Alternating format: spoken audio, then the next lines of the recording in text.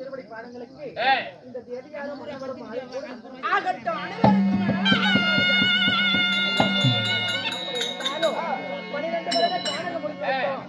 ஒரு வருடம் அத்தியாத வாசம் முடிக்க வேண்டும். இந்த விளையாட்டு எப்படி காலத்தை கழிப்போம் அப்படி என்பது என் மாமாவுக்கு மட்டுமே தெரியும், நமக்கு தெரியாது. அதனால்தான் மாமனை அழைத்தால் நமக்கு அதுக்கெல்லாம் வழிகாட்டுவார்.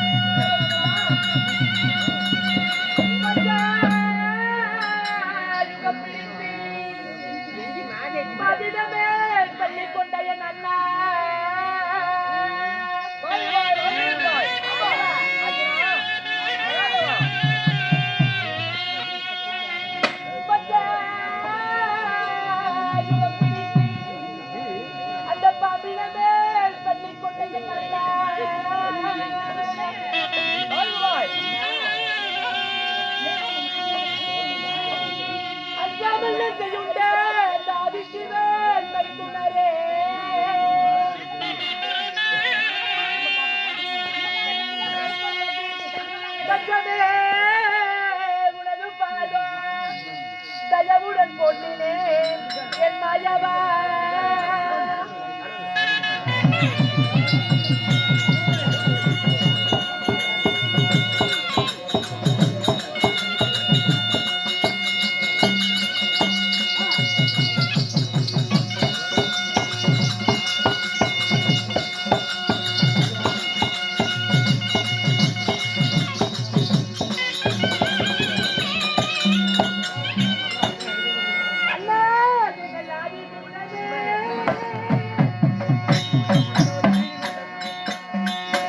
அச்சா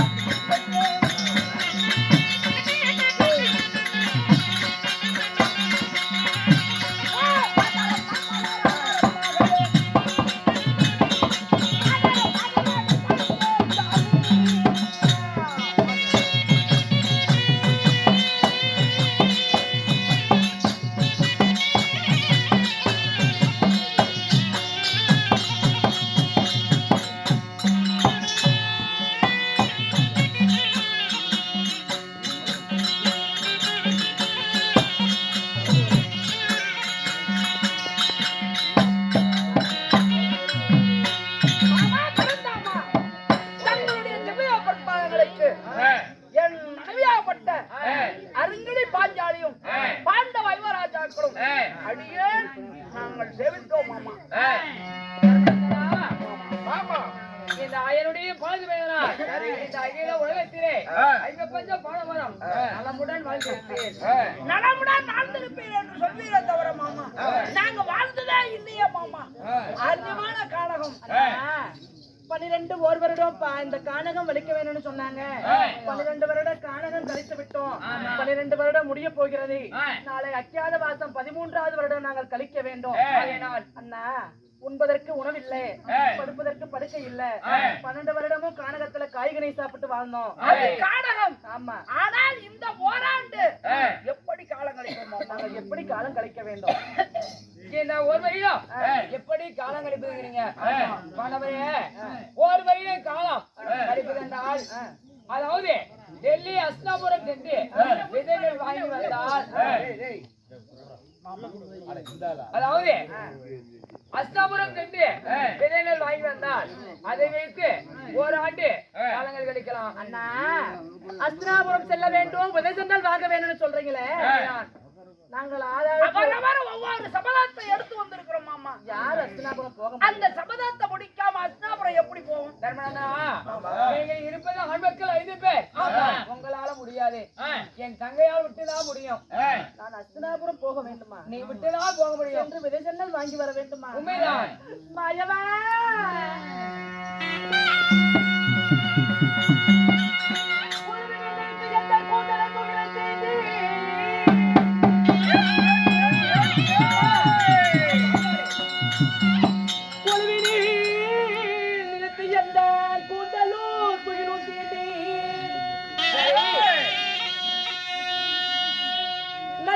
பாவிதன்னை நாளையோர் படிகளத்தில் அவன் தலைதனை தானும் வெட்டி நான் தனிமுறத்து ஆளும் வரை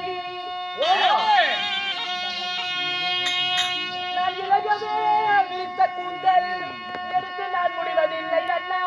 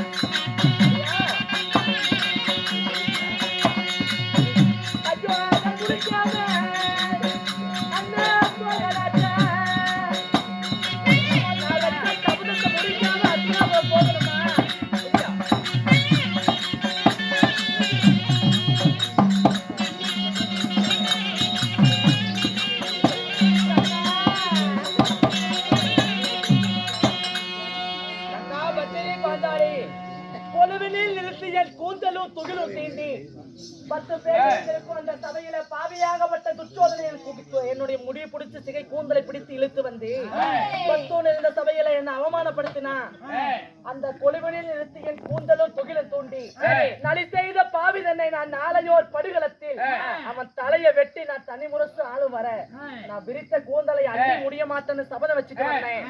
அன்றிலிருந்து இன்று 12 வருடம் முடிந்து விட்டது.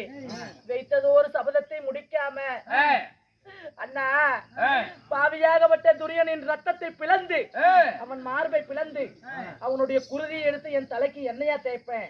அவன் குடல் எடுத்து என் தலைக்கு கோனு கயிறா சுத்துவேன். அவன் ஈரல் எடுத்து என் தலைக்கு பூவா வைப்பேன்னு சொல்லி அன்றே 11 இந்த சபையில நான் சபதம் வைத்து வந்தேன். என் சபதத்தை முடிக்காம அந்த ஜகனியோட வாசலுக்கு போகணுமா? இந்த பாவியாகப்பட்டவள் அந்த பாவியோட வாசலுக்கு போகணும்னு சொல்றியா? நான் கைத்த சபதம் எல்லாம் வீணாகி போய்விடுமே.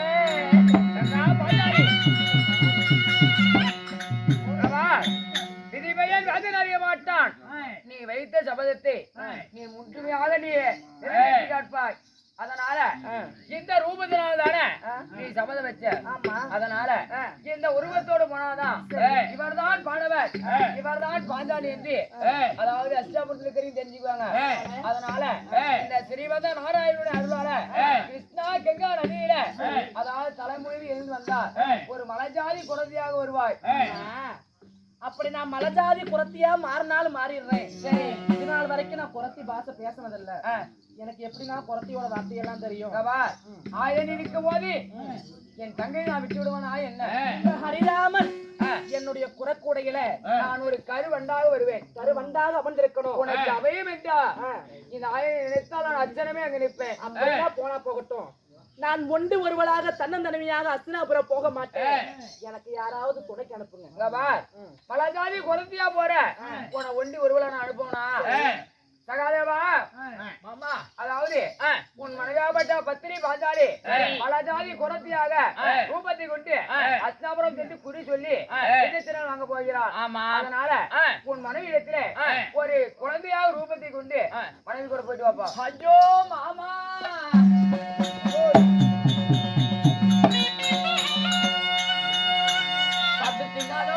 சென்றா என்ன செல்லாவிட்டால் என்ன?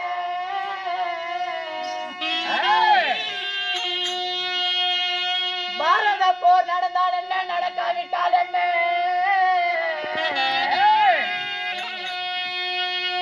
எங்க அண்ணன் தருமபுரி நாட்டை ஆண்டால் என்ன ஆளாவிட்டால் என்ன?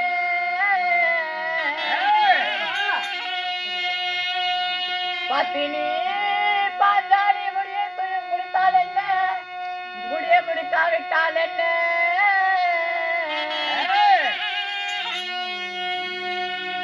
காத்தனி காத்தீர் மாமா எங்களை கடைசி வரை காக்க வேண்டும் என் மாமா.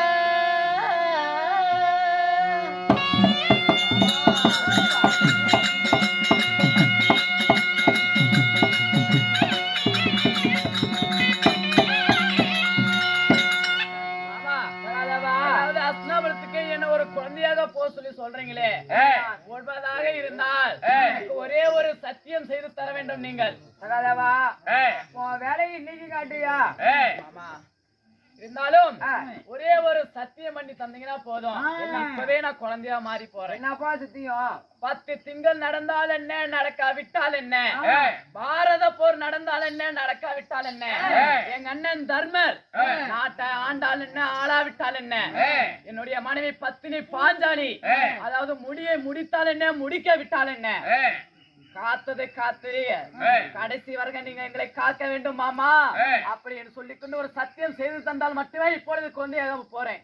சகாதேவன் ஜூதிக்காரன் கேட்கிறான், ஆமா 10 திங்கள் சென்றாலும் செல்லாவிட்டாலும், பாரத போர் நடந்தாலும் நடக்காவிட்டாலும், என் அண்ணன் தாரா புகழ்படுத நடுவராஜன் இந்த டெல்லி அசோபுரத்தை ஆண்டாலும் ஆளாவிட்டாலும், பத்தினி பாஞ்சாலி கூந்தலை அள்ளி முடிந்தாலும் முடியாவிட்டாலும், இந்த டெல்லி அசோபுரத்தை எங்களுக்கு ஜெயம் என்று தருவேன் என்று கை போட்டு சத்தியம் செய்தால் நான் குழந்தையாக போய் வருங்கிற.